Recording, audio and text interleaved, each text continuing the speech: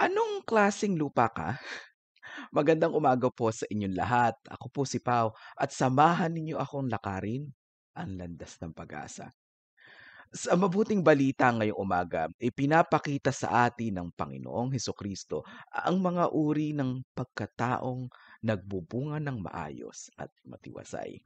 Sa ating ebanghelyo ngayon ay mula sa panulat ni Marcos 4:1 to 20 o ang mas kilala sa pangalang Ang Talinghaga ng Mga Asik. Makikita natin ang apat na uri ng pagkatao na nabibiyayaan ng kanyang grasya at ang constant na pag-ibig ng Diyos tuwina. Para sa isang plantitong tulad ko, maraming factors ang isinasaalang-alang ko kapag nagtatanim ako ng isang bagong halaman o bagong puno. Nandyan yung uri ng binhi na itatanim, lokasyon ng tataniman, anong uri ng lupa, at iba pa.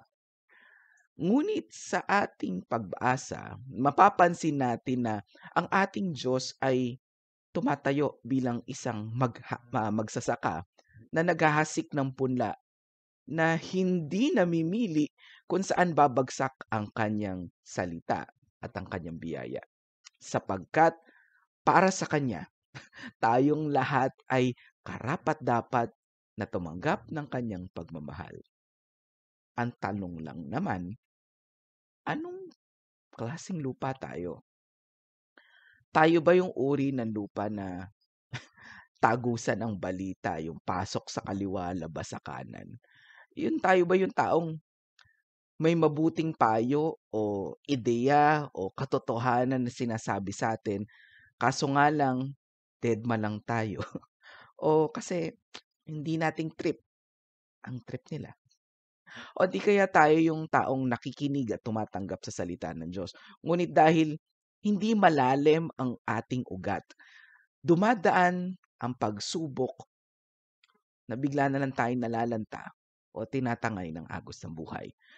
O di kaya tayo yung taong inuuna ang rangya at luho ng mundo na nalilimutan natin na ang lahat ng atin ay galing sa Kanya, na sa isang araw, ang yaman na ating nakamtan ay iiwan din natin na kapag tayo ay tinawag na ni kamatayan.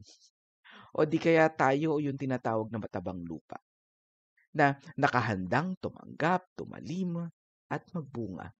Isang uri ng lupa na maayos ang pataba, irigasyon, liwanag ng araw, at maayos na kapaligiran upang magbunga ng mga ginintoang uhay o prutas balang araw. Anong klaseng lupa tayo? Marahil dahil iba't iba ang ating pinagdadaanan at pinanggagalingan, nagiging iba't ibang klaseng lupa tayo. Dahil dito, nahihirapan din tayong maging isang matabang lupa. Pero dahil sa grasya at pag-ibig ng Diyos, kaya rin nating maging isang mabuting lupa. Yan ang ipagdasal natin. Bilang pangwakas, ating ihanda ang ating puso sa kanyang presensya. Sabi nga sa paalaala ng awit 15 verse 2 to 3, tayo nawa ay maging masunurin at laging gumagawa ayon sa katwiran na ang salita ay bukal sa loob at pawang katotohanan na ating kapwa ay hindi sinisiraan. Na tayo ay gumagawa ng kabutihan upang isang araw tayong lahat ay maging isang punong kahoy na nabanggit sa awit 1 verse 3, na laging sariwa ang dahon at namumunga sa takdang panahon. Ano man ang kanyang gawin, siya'y nagtatagumpay. Mga kapatid, ang aking panalangin, tayo nawa ay maging isang mabuting lupa na magiging biyaya sa nakararami upang papurihan ng Diyos na laging naghahasik ng kanyang pag-ibig tuwina. Kung kayo po ay na-bless nitong payak na reflection na ito, please like, share, subscribe Pathways of Hope at Landas ng Pag-asa sa inyong social media accounts, Facebook, YouTube, Spotify at Instagram.